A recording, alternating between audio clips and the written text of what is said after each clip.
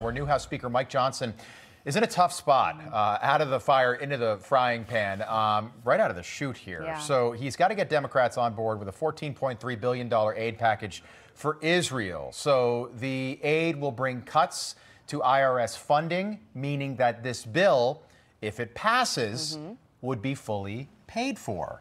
So for more on this, let's welcome in Pennsylvania Congressman from the back mountain, Dan Meuser, a standalone spending bill just for Israel. Congressman, walk us through this and how telling this will be for Johnson and his leadership.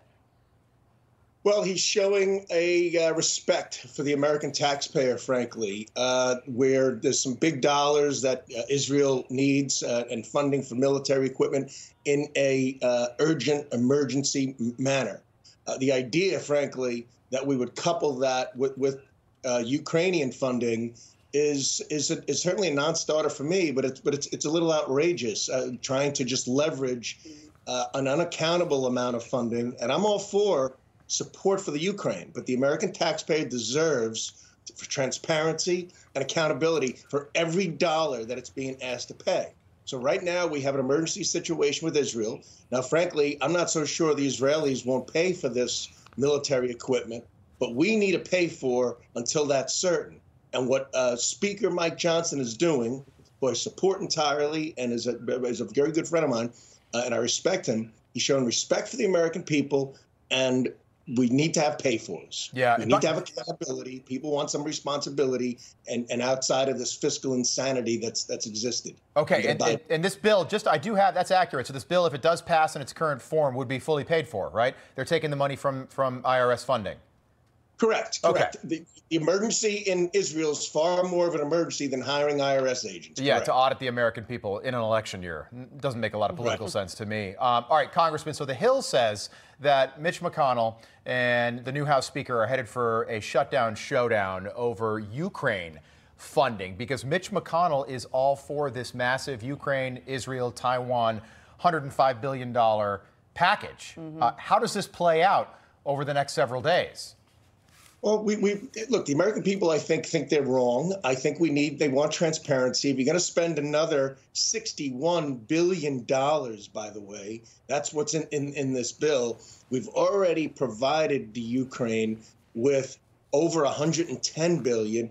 And Rob, we've discussed this before.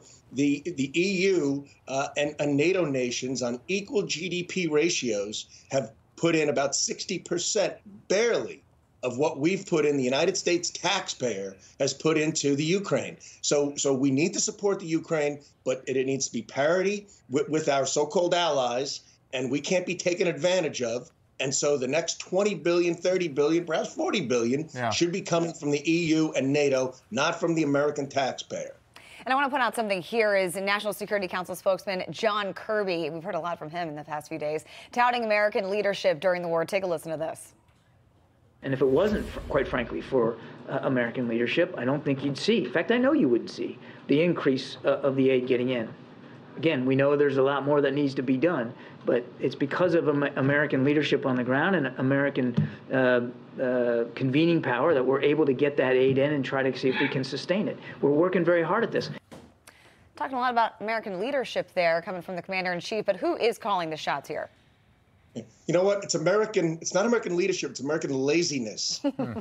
State Department's not working it, right? We're not working on the Israel end of things. We should be working Egypt. We shouldn't be sending money into Hamas even into Gaza, until every hostage is released. We should be working with Egypt to set up those corridors, to set up temporary refugee camps, give them whatever they need to allow this to happen so these civilians who want peace can escape, so as Israel can go and annihilate this terrorist group Hamas. Yeah. So the U.S. is not showing leadership. They're showing appeasement at best. Congressman, what happened? I thought we were going to have a Speaker Meuser last week, all right? The smart money here at Newsmax was on you. Well, I appreciate that, Rob. You know, I did get in because I thought I had some ideas that were worthy of implementation. Yeah. Unfortunately, my friend Mike Johnson is adopting those. He's a good man. He's a constitutionalist. He's a problem solver, and he's going to have a more open, if you will, more members first Speaker's office, which I think will serve us and the country and our constituents very well. All right, Pennsylvania Congressman Dan Meuser there. We appreciate the breakdown. We'll watch to see how that bill progresses through the House this week. Thank you. Want to